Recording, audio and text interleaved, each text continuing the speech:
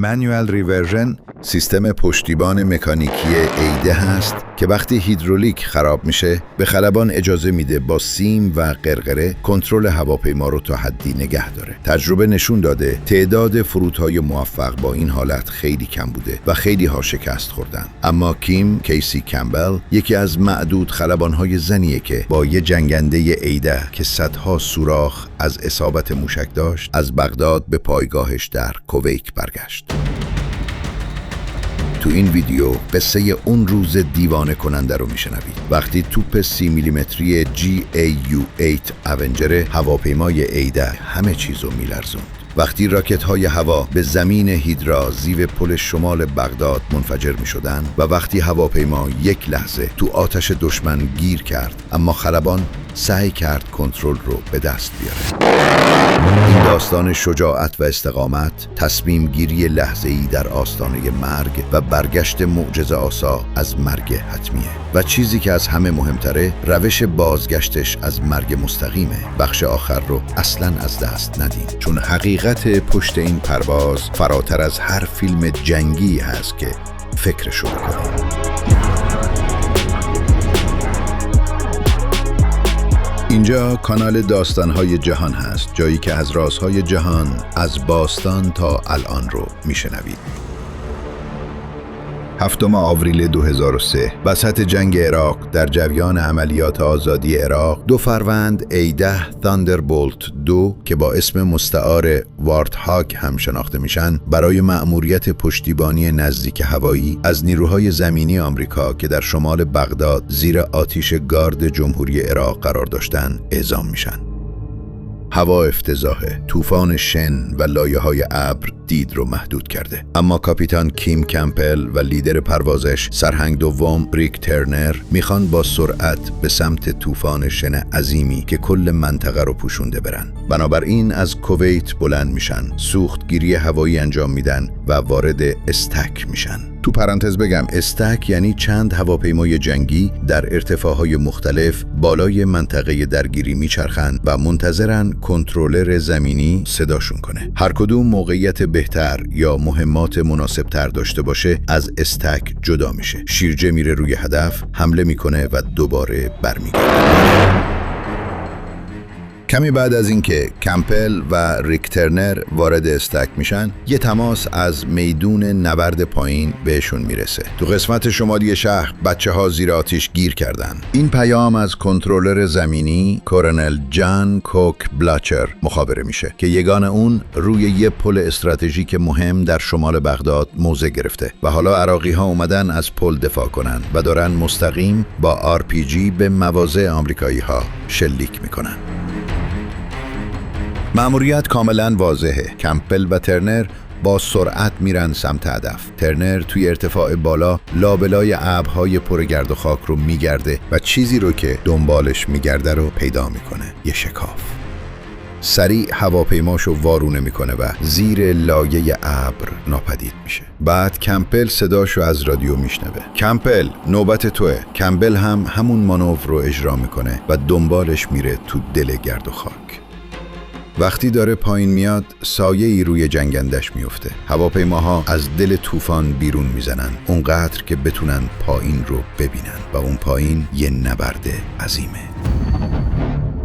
طوفانی از انفجار، دود و رد گلوله. صدای قررش A-10 ها سریعاً توجه عراقی ها رو جلب میکنه. واسه همین توپ هاشون رو میچرخونن سمت آسمون و شلیک میکنن. یه دفعه صدای یه انفجار کمبل رو از تو فکر بیرون میکشه. پدافند هوایی چند متر اون طرفتر از هواپیماش منفجر شده. اونقدر نزدیک که لرزشش رو حس میکنه. صدای ترنر از رادیو میاد. هدفها زیر تکیهگاه پل سمت شرقن. ترنر حدود 1 مایل جلوتره و اعلام میکنه تنها میره برای حمله. اون از کنار ساختمونهای زیادی رد میشه در حالی که آتیش داره تکونش میده. صدای فوری سرهنگ کوک تو رادیو میاد. حمله موثر نبود. باید از جنوب به شمال بیاین. هر دو میکشن بالا و میرن سمت جنوب برای حمله دوباره. اما دیگه عراقی‌ها متوجه حضورشون شدن. کمپبل خودش رو برای اولین حمله اون روز آماده میکنه. ترنر هم با وجود تهدید شدید تصمیم گرفته از توپ استفاده کنه، نه بمب، چون نیروهای خودی و غیر نظامی ها تو منطقه هستن. توپ دقیق تره، ولی باید مستقیم برن تو دل آتیش تا بتونن درست زیر پل رو بزنن. از دل مه مثل یه شبح ظاهر میشن. دشمن رو زیر سایه پل نمیبینن، ولی میدونن اونجان. کمپبل میبینه که ترنر اول آتیش رو باز میکنه. قررش کرکننده کل میدان نبرد رو میلرزونه و حالا نوبت کمپبله. دستش رو روی ماشه میذاره. آتیش، زمین و سازه پل رو میدره، ولی هنوز کافی نیست. بلافاصله صدای سرهنگ کوک میاد. هنوز زیر آتیشیم، بازم توپ میخوایم. حالا ترنر و کمپبل دوباره میچرخن برای حمله بعدی، ولی حالا به لونه زنبور دست زدن. نیروهای عراقی دست به ماشه منتظرشونن. ترنر شلیک میکنه. این بار گلوله ها با زاویه پایین تر وارد میشن و دشمن رو مجبور میکنن پناه بگیره.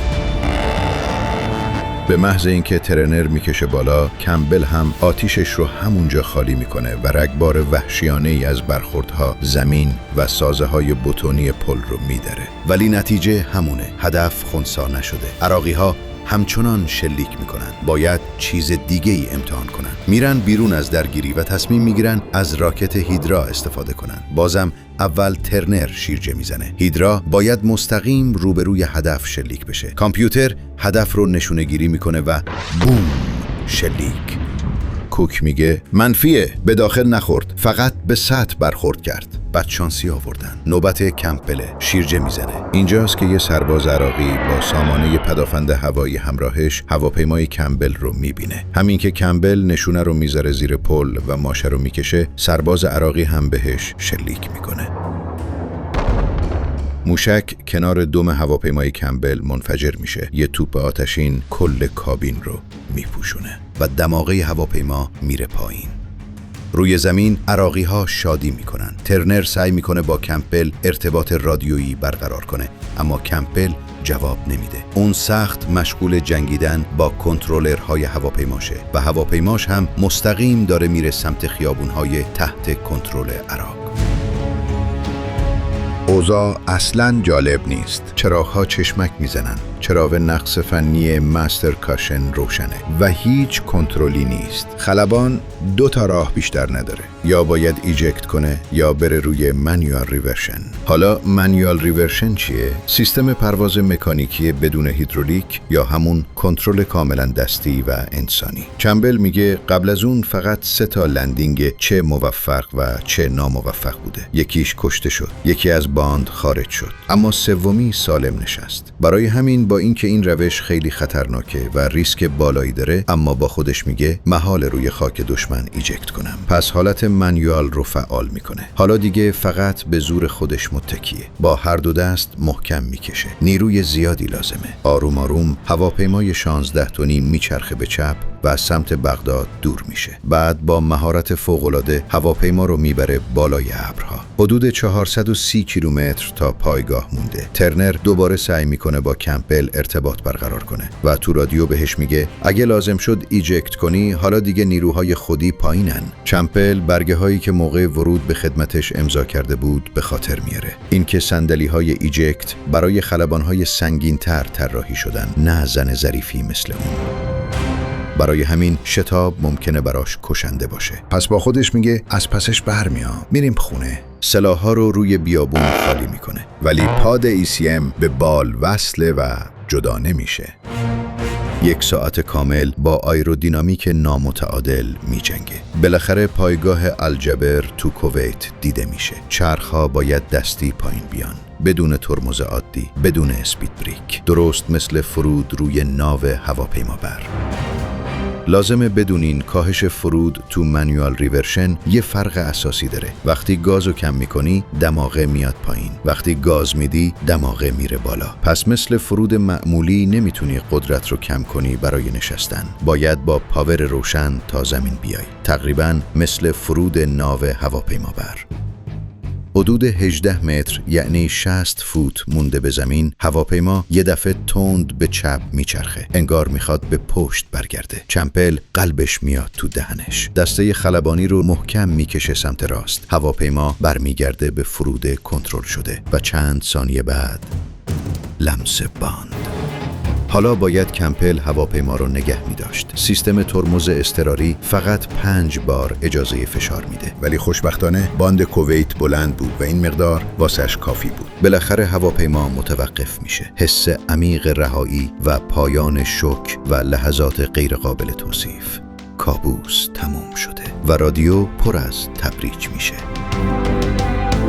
بعد از فرود هواپیما بررسی میشه. صدها سوراخ روی بدنه و سکانه. موتور آسیب دیده، اما در هر حال این هواپیما به زمین نشسته و خلبانش سالمه.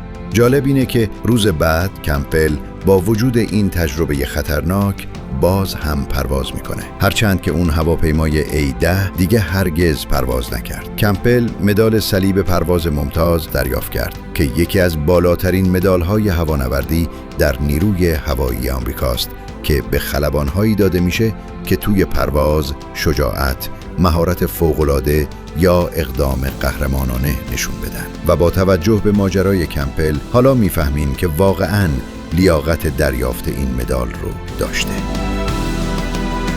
اما قبل از پایان بیایید نظریاتی که درباره این فرود شگفت‌انگیز وجود داره هم مرور کنیم. بعضی کارشناسا میگن بدون سیستم مانیوال ریورژن برگشت زنده خلبان غیر ممکن بود. اما بعضی دیگه باور دارن که طراحی مقاوم A10 مثل تیتانیوم بثتاب و مخازن سوخت مقاوم راز نجات خلبان هستند. دسته سومی هم هستن که میگن تجربه و مهارت خلبان نقش تعیین کننده داشته، چرا که تمرکز و تصمیم گیری زیر فشار شدید میتونه مرز بین زندگی و مرگ رو مشخص کنه. در کل این داستان برای من چیزی فراتر از یک مأموریت جنگیه. یه جورایی این ماجرا برام درس استقامت و تمرکز مطلقه. شما چی فکر میکنید؟ به نظرتون بدون سیستم مانیوال ریورژن خلبان میتونست سالم برگرده؟ نظرتون رو تو کامنت ها برام بنویسید. این مأموریت نشون داد که شجاعت، مهارت و آمادگی واقعی در شرایط غیرمنتظره میتونه حتی خلبان یک هواپیمای سوراخ شده رو از مرگ حتمی نجات بده. در واقع تمرین و تسلط روی تجهیزات و توانایی کنترل لحظه‌ای چیزیه که تفاوت بین مرگ و زندگی رو مشخص میکنه.